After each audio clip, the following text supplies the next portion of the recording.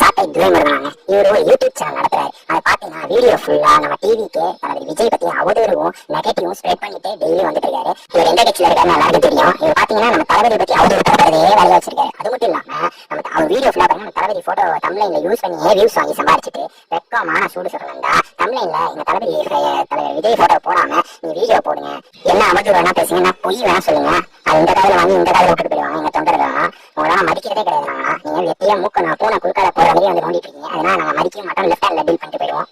மக்கள் ஏன் உங்க கட்சியை புறக்கணிக்கிறாங்க அதை பத்தி பேசுங்க. இதுவரை ஒரு எம்எல்ஏ சீட் வாங்க முடியல, அதை பத்தி உங்க யூடியூப் சேனல் பேசுங்க. அதை நான் பேச மாட்டீங்க. நாங்க வந்து 2 வருஷம் தான் ஆகுது, நாங்க 2 மாநாடு போட்டிருக்கோம். அதுக்குள்ளே இவருக்கு வந்து வயிற்ற கலக்கிடுச்சு. ஒரு 2026 நம்ம காணா போயிடுவோம். 3 யார் ஆளும் வச்சு அவங்கள பார்த்து கேள்வி கேளு, வீடியோ போடுவோம். நீ யார் வேணாம்னு சொல்ல போறா? நாங்க இதை ஆண்டிட்டு இருக்க மாதிரியும் எங்களை பார்த்து நீ கேள்வி கேட்க இத்தனை கேள்வி கேட்கலையே.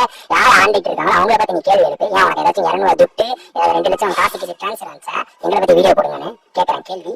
மறக்காம நம்ம சேனலை சப்ஸ்கிரைப் பண்ணி